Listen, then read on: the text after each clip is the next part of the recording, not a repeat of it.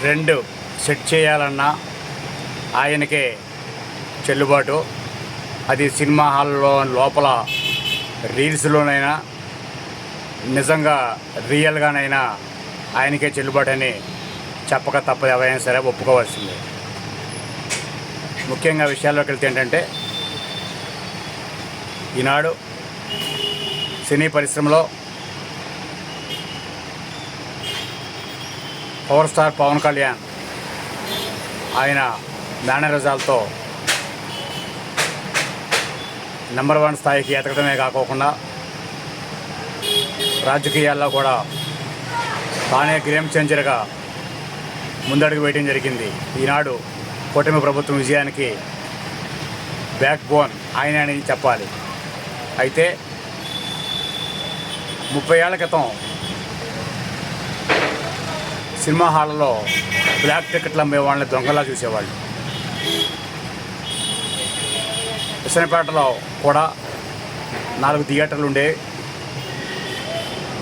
Venkateswara doctor గారాలని చెప్పేవాళ్ళు. అంతకుముందు Apollo గారాలని ఉండేది నూజివేడ్ రోడ్లో. ఆ తర్వాత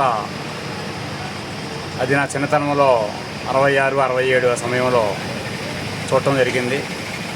తర్వాత కాలంలో దొరగారాళ్ళు సత్తిపల్లి రోడ్లో శ్రీనివాస మహాలక్ష్మి టాకీస్లో వచ్చావి పోయాయి. అయితే ఆనాడు నేల టికెట్ 45 పైసలు కానీ తెలుసు నాకు. ఇసుక పోసేవాళ్ళు నేలలో. టూరింగ్ హాళ్ళు ఉండేవి. తర్వాత పర్మనెంట్ హాల్ అయినాయి. తర్వాత ఏసీ, డిజిటల్ రకరకాలుగా పరివర్తించడం జరిగింది. అదేవిధంగా సినిమా హాల్ టికెట్లలో కూడా ప్రభుత్వ అనుమతులతో కొంత, ప్రైవేట్ అనుమతులతో థియేటర్ యాజమాన్యంతో కొంత రేట్లు పెంచుకొని అధిక రేట్లకు అమ్మటం జరుగుతూ ఉండేది. నిన్న మంట వరకు అదే పరిస్థితి ఉండగా ప్రస్తుతం deputy CM K Pawan Kalyan గారి ఆదేశాల మేరకు రాష్ట్రంలో విస్తృతంగా సినిమా హాళ్లలో దాడులు జరుగుతున్నాయి. అధికారులతో అధిక ధరలకు అమ్మినా ఒప్పుకోమని చెప్తున్నారు. అదేవిధంగా పారిశుద్ధ్యం కరెక్ట్గా ఉండాలంటున్నారు. నీటి సరఫరా అందరికీ అందుబాటులో ఉండాలని, త్రాగునీరు, అదేవిధంగా స్నాక్స్, కూల్ డ్రింక్స్, ఇతర తినుబండారాలను కూడా ఎంఆర్పీ రేట్లకే అమ్మాలని, దీంతోపాటు టిక్కెట్లు కూడా ఎంఆర్పీ రేట్లకు అమ్మే పరిస్థితి వస్తున్నట్టు తెలుస్తోంది.